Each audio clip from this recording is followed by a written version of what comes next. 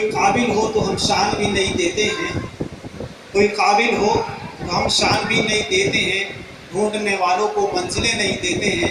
तो इसलिए मैं बड़े ही अदब और एहतराम के साथ अपने मेहमान खुसूसी जनाब हाजी आफाकुर रहीम खान साहब से दरख्वास्त कर रहा हूँ कि वो तशरीफ़ लाएँ और अपने कलमात से नवाजें।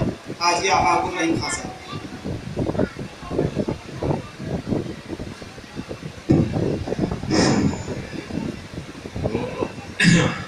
थोड़ी अब आवाज़ कांपने लगी है, इसलिए बहुत अवॉइड कर रहा हूँ कि कहाँ बोलना ना पड़े।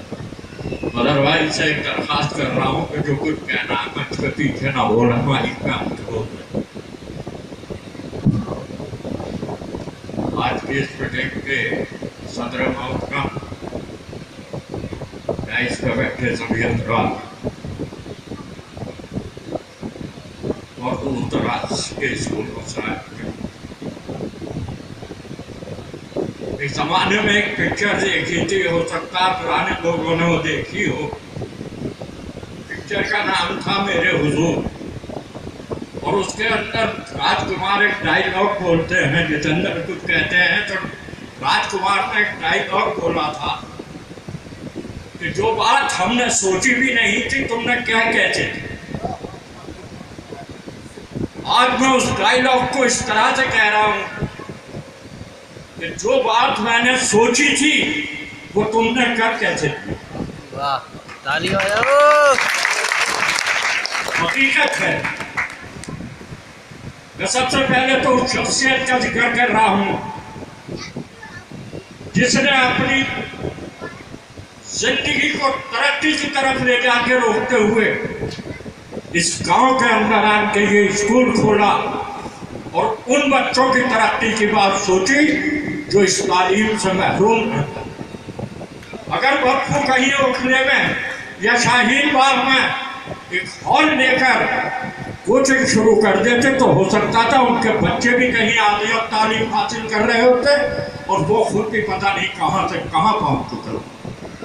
लेकिन जब उसने ये जो स्कूल शुरू करा था तो एक बात कही थी कि आफाक भाई, जिस चीज से मैं महरूम रह गया, मैं चाहता हूं कि मेरे गांव के और मेरे क्षेत्र के बच्चे उस तालीम से कहीं महरूम न रह जाए, इसलिए मैं गेंदोपुर के अंदर रहकर उन बच्चों की तालीम के बारे में सोचा। हमारे बात का मुस्तहिक है वो था जिसने सिर्फ अपने बच्चों का न सोचा, अपने क्षेत्र के बच्चों का सोचा।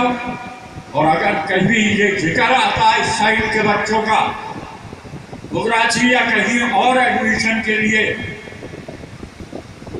तो मैं बेदरीज कह देता हूँ कि घेसुपुर के अंदर जो स्कूल है वो मेरी उम्मीदों के ऊपर पूरा उतर रहा है। आप घेसुपुर में बच्चों को क्यों नहीं पढ़ा? मैं शाबाशी देता हूँ उनकी टीम को। सिर्फ तालीम ही एक चीज नहीं होती, कोर्स खरीद लिया और कोर्स को पढ़ाना एक चीज नहीं होती। लोग बात BA MA करके चले जाते, उसके बाद रोना रोते हैं कि साहब नौकरी नहीं मिलती। वालिदैन बेपढ़े लिखे होते हैं, कोई कह देता है हमें इसलिए नौकरी नहीं मिली कि हम मुसलमान थे, कोई कह देता है कि साहब वहां तो रिश्वत चल रही थी, अमीरों के बच्चों को नौकरी मिल रही थी, हमें नहीं।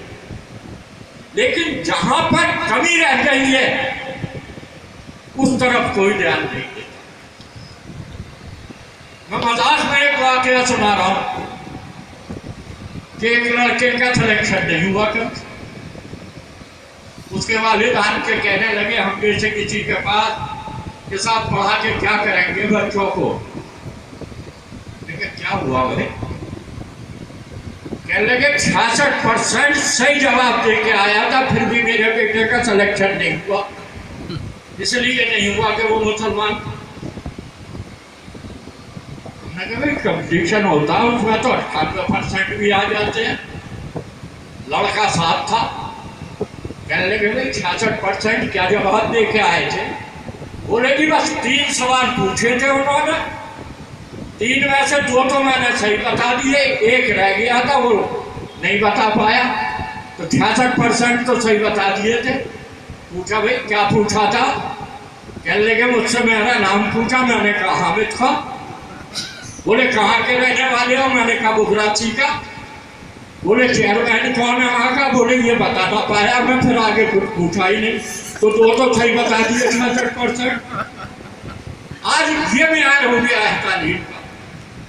क्या है, हमारे एक दोस्त बच्चे पढ़े नहीं, उनके दामाद ग्रेजुएट ढूंढ लिया उन्होंने, कहने लगे आफाक भाई इसकी नौकरी लगवाना तुम्हारा और बदर भाई का जिम्मा, देखो पढ़ा लिखा लौटा ढूंढ लिया तुम्हारी भतीजी के लिए। एक जगह लिख लीजिए, मुलायम सिंह यादव जब पहली मरतबा मुख्यमंत्री बने थे तो एक एंटी क्रिमिनल फोर्स बना रहे थे, उसमें आगे के एसपी हमारे दोस्त थे, हमने कहा तुम वहां से भरवा दो।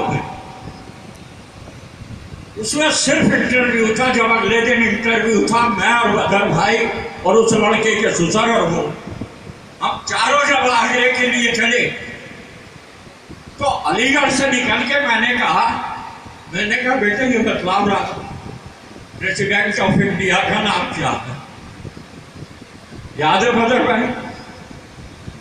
बहुत देर सोचता रहा, सोचते सोचते कहने लगा नरसिम्हा राव।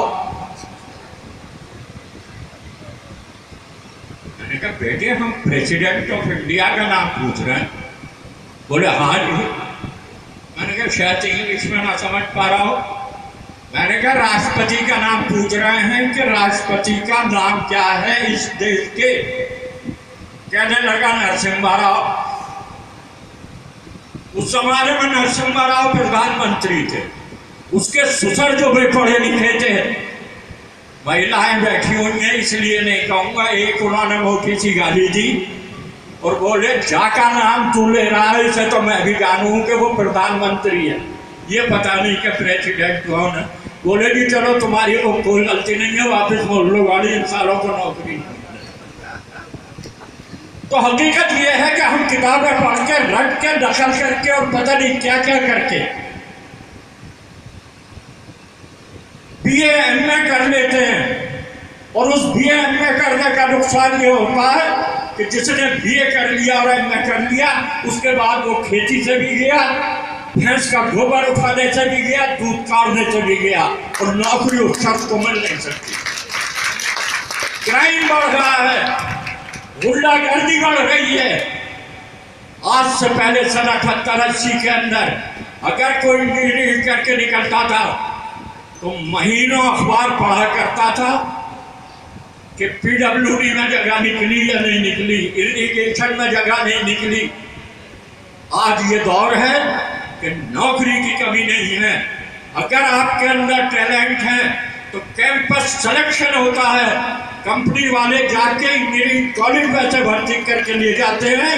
शर्त यह है कि आपके अंदर टैलेंट होना चाहिए, आपके लिए नौकरी की कोई कमी नहीं।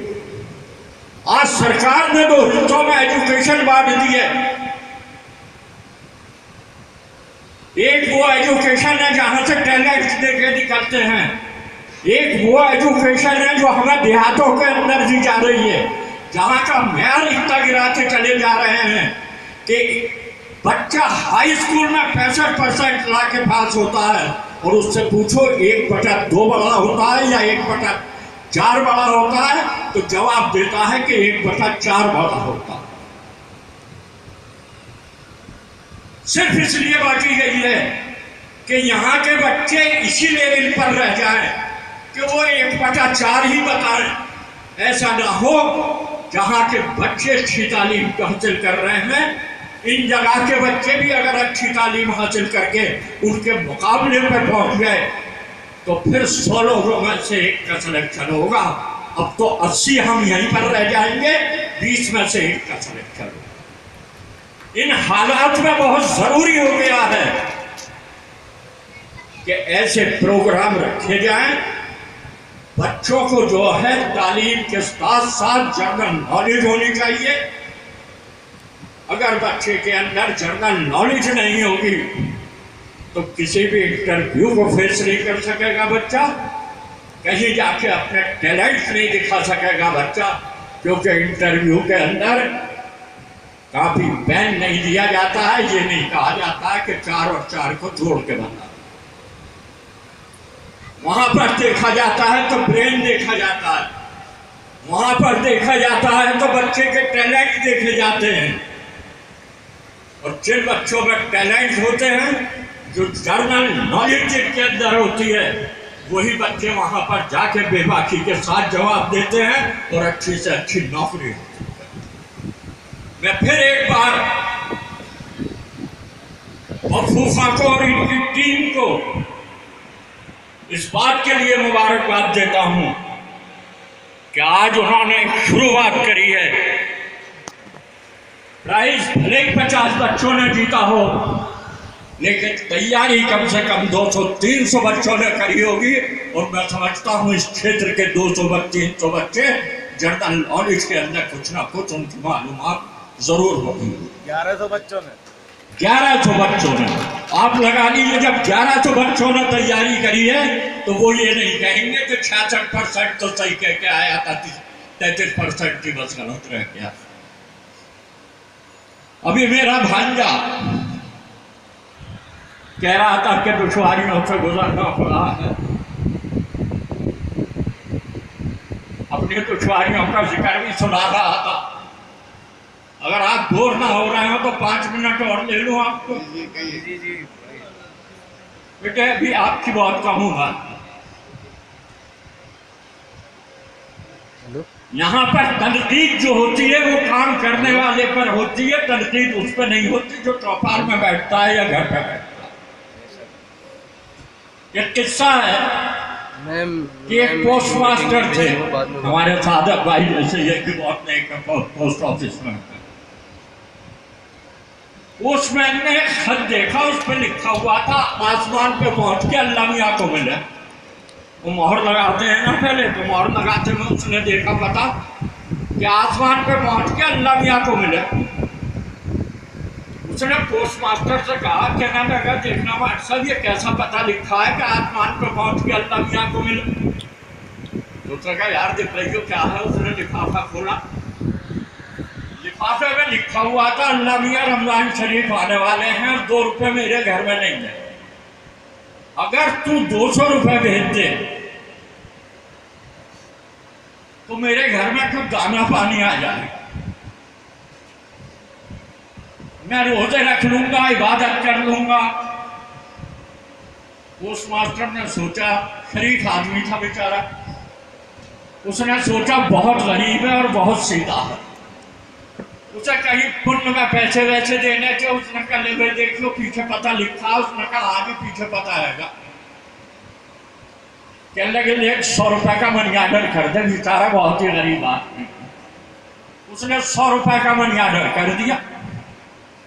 अब ईद से 8 दिन पहले फिर एक खत आया कि आसमान पे पहुंच के अल्लाह मियां को मिले। भांजे सुनते रहना और इस टीम के मेंबर जो हैं वो सुनते रहना। उसने कहा कि फिर खत आया है कि आसमान पे पहुंच के अल्लाह मियां को मिले। उसने कहा ला यार दिखला, बेचारा बहुत सीधा, अल्लाह मियां का शुक्रिया अदा करना होगा। तो उसने उस लिफाफे को खोला,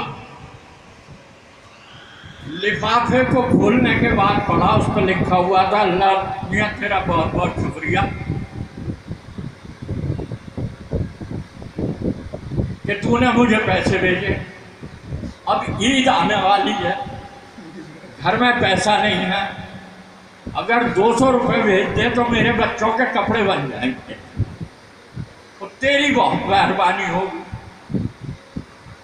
आगे उसने लिखा कि अल्लाह मियां तुझसे एक दरखास्त है कि मुझे पैसे जो भेजे सीधे भेजियो या किसी और के थ्रू भेजियो, इस चोर हरामजादे पोस्ट मास्टर के थ्रू मत भेज दीजिए। तूने तो 200 ही रुपये भेजे होंगे, 100 बीच में खा गया। अगर वो ये पुण्य का काम नहीं करता, अगर वो ये अच्छा काम नहीं करता तो हरामी और सुअर और कुत्ता ना कहलाता। तो इस बातों के लिए तैयार है। कुछ इसके पीछे पता नहीं आपका क्या गलत मकसद बताएंगे, कुछ क्या कहेंगे। और जब जब ये बताएं, जब जब ये याद कर लेना कि अच्छा काम करने वाले को गाली मिलती है। सर सैयद अहमद खान जब तक हयात रहे, लोगों ने उनकी दाढ़ी के ऊपर थूका, उन्हें पे कुफ्र का फतवा लगा दिया, लेकिन आज वो पूछते हैं हर कॉलेज में हर जगह उनके फोटो लगा।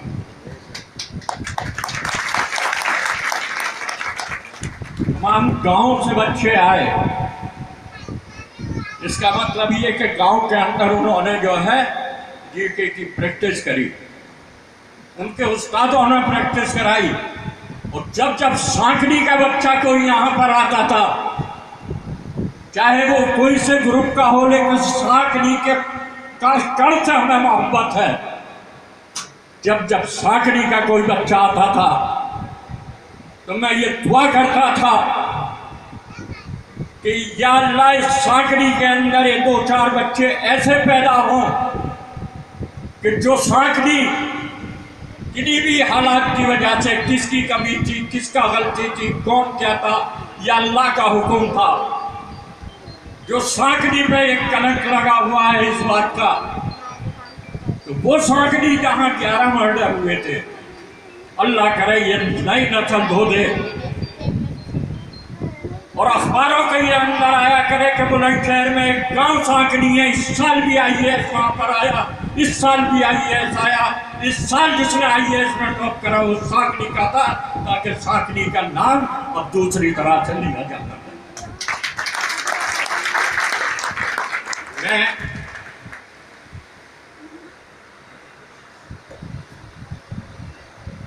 बड़े हौसले की बात कही और ये बात मैं चाहता भी था। मैं आप सब लोगों की मौजूदगी में ये वायदा कर रहा हूं,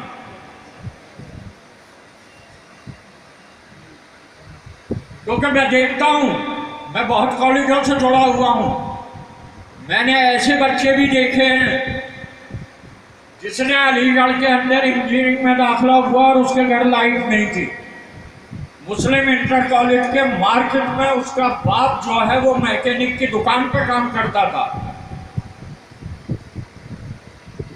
वो बजाय दिन में तो करता ही था, रात को भी काम करने सिर्फ इसलिए आ जाता था कि इस बहाने से कारखाने की लाइट जलती रहेगी और मेरा बेटा पढ़ता है। वो उस छोटा पीटी में और टिक टिक टिक टिक टिक टिक के अंदर जो है लाइट की रोशनी में पड़ता। अलीगढ़ इंजीनियरिंग में दाखिला हुआ, अलीगढ़ से इंजीनियरिंग करी।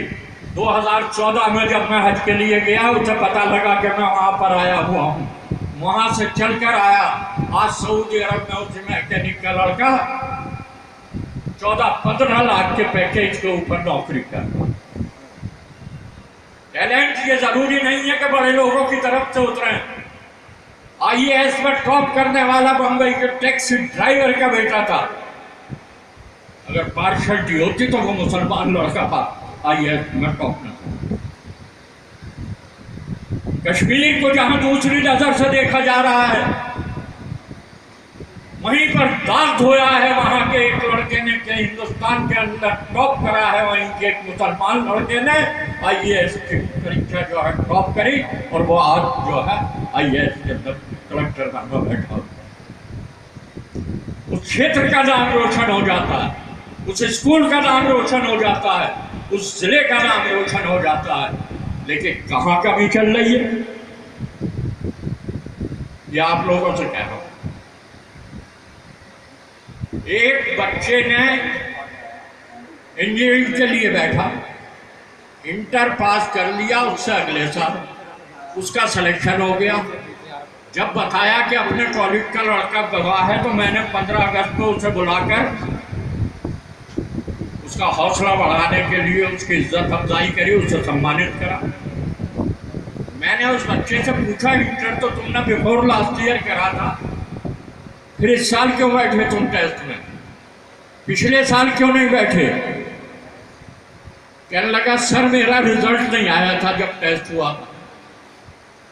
यानी उस बच्चे को किसी ने ये नहीं बताया कि रिजल्ट आना जरूरी नहीं है। अगर बोर्ड का रिजल्ट जून में आ रहा है और किसी कॉलेज में, किसी यूनिवर्सिटी में कंपटीशन मई के महीने में हो रहा है, तो आप उस कंपटीशन में बैठ सकते हैं। जब आपका रिजल्ट आएगा, अगर खुदा न खास्ते फेल हो गए तो आपका सिलेक्शन रहा, और पास हो गए तो आपका सिलेक्शन। मतलब ये छोटी छोटी बातें, मामूली मामूली बातें,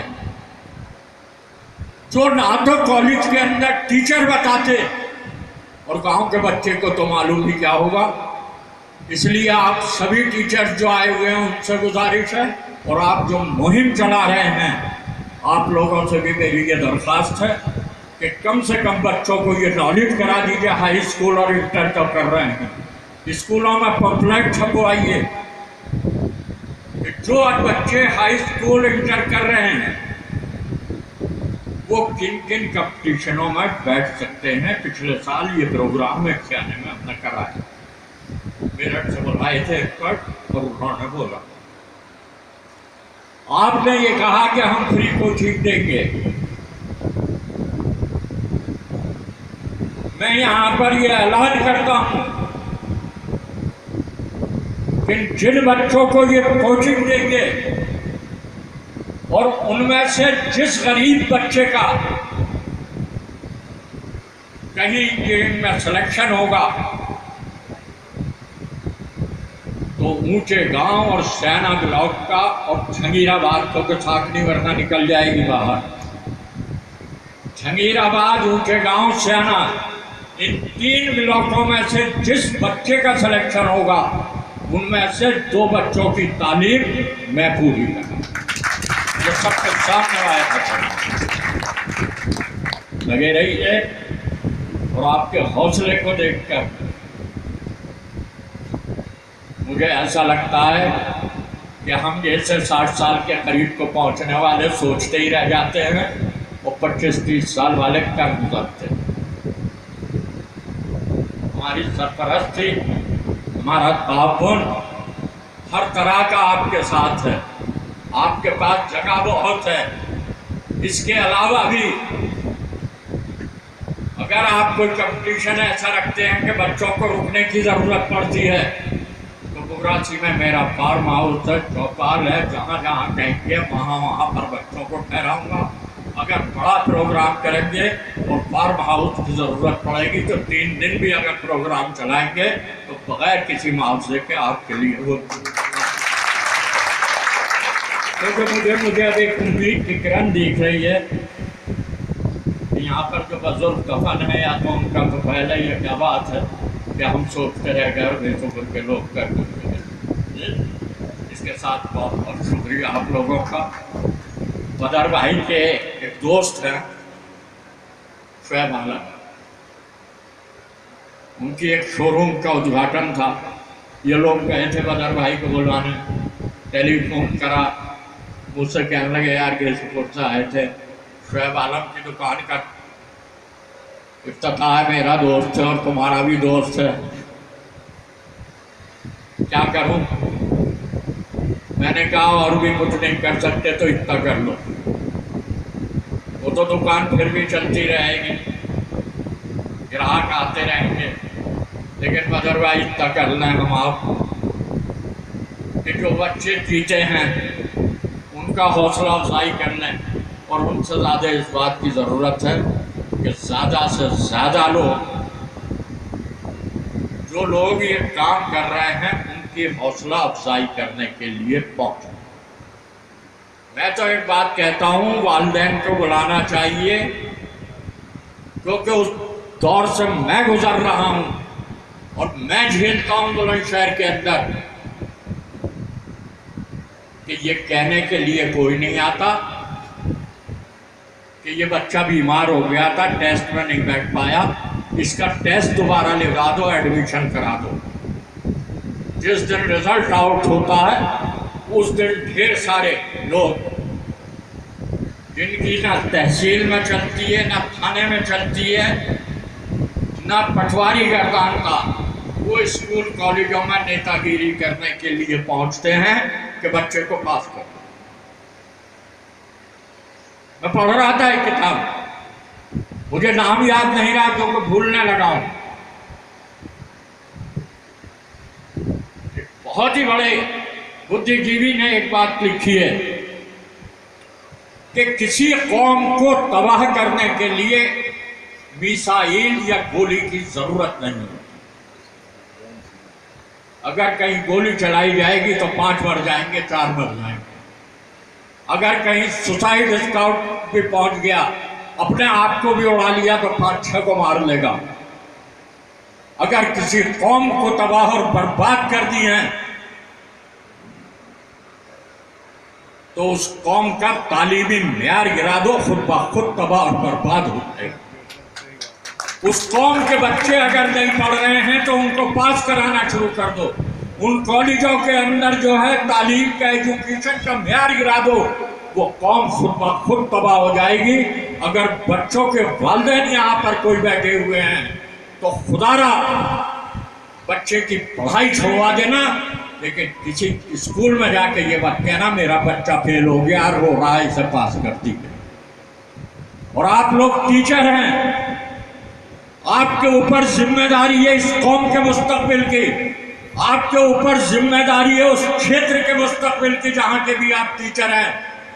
मैं आप सभी कह रहा हूं, जिम्मेदारी ऊपर वाले ने दी है और ऐसी जिम्मेदारी दी है कि रोजगार के साथ आपको जिम्मेदारी दी है, आप उसके साथ इंसाफ करिएगा। आप मेरे बच्चे को किसी भी हालत में बात मत करिए, ये उसके मुस्तकबिल को अच्छा बनाने की पहल होगी। और अगर आपने किसी दबाव में किसी वजह से बच्चे को पास कर दिया तो वो बच्चा तबाह बर्बाद होगा, क्योंकि बुरे काम में ढील देना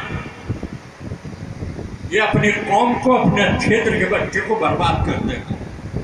मैंने वहाँ मुस्लिम इंटर कॉलेज में एक मिसाल सुनाई थी। यहाँ बलबीर सिंह एक ऐसो रह गए,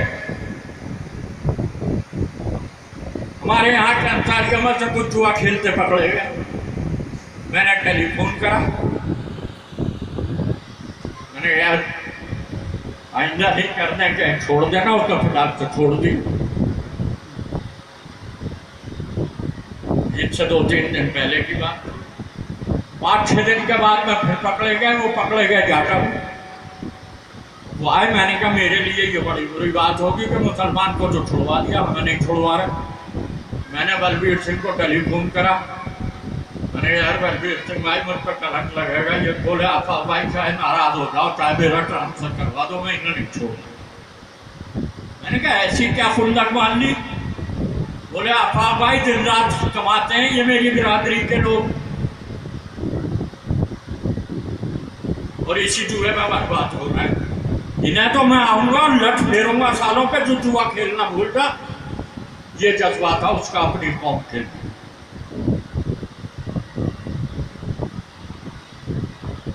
हमारा जज्बा ये है अपनी कौम के लिए कि फेल हो गया, पास कर। तो ये आपकी भी जिम्मेदारी, चाहे अहमदनगर के हैं या कहीं के भी हैं, अपने गांव के बच्चों का मुस्तकबिल बनाइए, उनको बर्बाद मत करिए, किसी भी दबाव में आकर के बच्चे को बात मत करिए। इसके साथ ही आप लोगों से इजाजत चाहता हूँ। इन लोगों का हौसला देख के पता नहीं कैसे मुझ में हौसला आ गया, आवाज भी काफी बंद हो गई और मैं बोलता चला गया। तो बहुत बहुत शुक्रिया।